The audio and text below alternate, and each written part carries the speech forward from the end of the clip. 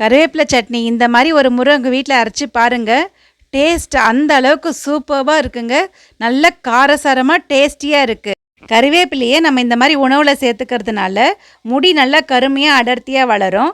அது மட்டும் இல்லாமல் வெயிட் லாஸ் பண்ணுறதுக்கும் கண் பார்வை நல்லா தெரியறதுக்கும் டைஜஷனுக்கும் ரொம்பவே ஹெல்ப்பாக இருக்குது. இப்போ இந்த கருவேப்பிலை சட்னி எப்படி செய்கிறதுன்னு பார்க்கலாம். Welcome to Anees food corner. அதுக்கு ஒரு கடாய் எடுத்துக்கோங்க. கடாயில் கொஞ்சமாக எண்ணெய் ஊற்றிக்கோங்க. எண்ணெய் நல்லா சூடாகி வந்த உடனே இப்போ நாம் ஒரு 10 பொருள் சேர்க்க போகிறோம். இப்போ என்னென்னு பார்க்கலாம். முதல்ல உளுத்தம்பருப்பு 1 ஸ்பூன் அளவுக்கு சேர்த்துக்கோங்க. கடலைப்பருப்பு 1 ஸ்பூன் அளவுக்கு சேர்த்துக்கோங்க. கலக்காய் 1 ஸ்பூன் அளவுக்கு சேர்த்துக்கோங்க. கூடவே வெள்ளை எள்ளு அதுவும் 1 ஸ்பூன் அளவுக்கு சேர்த்துக்கோங்க. முதல்ல இந்த 4 பொருளையும் கொஞ்சம் லேசாக வறுத்துக்கோங்க. கொஞ்சம் எல்லாம் நல்லா செவந்து வரட்டும். இது எல்லாமே நல்லா முடி வளர்கிறதுக்கு கலக்காய் எள்ளு எல்லாமே சேர்த்துருக்குறோம். அதனால் எல்லாமே இதில் சேர்க்குற பொருள் எல்லாமே ஹெல்த்தியான பொருள் தான். இப்போ இது எல்லாம் கொஞ்சம் நல்லா செவந்து வந்துருச்சு. இப்போ காரத்துக்கு பச்சை மிளகாய் சேர்த்துக்கோங்க. இது கூடவே பூண்டு சேர்த்துக்கோங்க. கருவேப்பிலை சட்னியில் பூண்டு சேர்த்து செய்யும் போது ஃப்ளேவர் ரொம்பவே நல்லாயிருக்கும். இப்போ வெங்காயம் ஒரே ஒரு வெங்காயம் பொடியாக அரிஞ்சு சேர்த்துக்கோங்க. சின்ன வெங்காயம் இருந்தால் சின்ன வெங்காயம் கூட சேர்த்துக்கோங்க. வெங்காயம் கொஞ்சம் நல்லா வதங்கி வரட்டும்.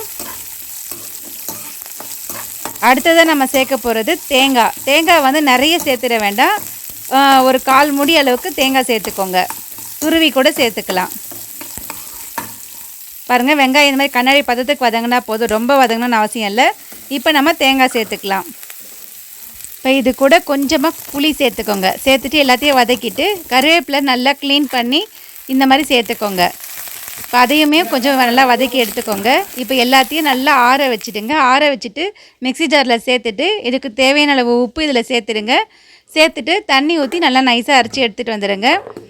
கொஞ்சம் கெட்டியாக அரைச்சி தொகையல் மாதிரி வச்சு சாதத்துக்கு கூட சேர்த்து சாப்பிட்லாம். டேஸ்ட் ரொம்பவே நல்லாயிருக்கும். அப்படி இல்லைனா தண்ணி ஊற்றி கொஞ்சம் நல்லா தாராளமாக சட்னி பதத்துக்கு கூட நம்ம அரைச்சி எடுத்துக்கலாம். இப்போ இதுக்கு ஒரு தாளிப்பு கொடுத்துடலாம். எண்ணெய் ஊற்றி கடுகு, உளுத்தம்பருப்பு, காஞ்ச மிளகாய், கருவேப்பிலை போட்டு தாளித்து சேர்த்துடுங்க.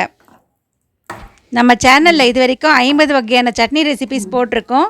அதனால் மறக்காமல் நம்ம சேனலை சப்ஸ்கிரைப் பண்ணிவிடுங்க. உங்கள் ஃப்ரெண்ட்ஸ் அண்ட் ஃபேமிலிக்கும் இந்த வீடியோஸ் எல்லாம் ஷேர் பண்ணி விடுங்க.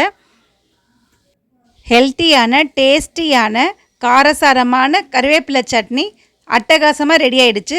இதை நீங்களும் கண்டிப்பாக உங்கள் வீட்டில் ட்ரை பண்ணி பார்த்துட்டு எப்படி வந்துச்சுன்னு சொல்லிவிட்டு கமெண்ட் பண்ணுங்கள்.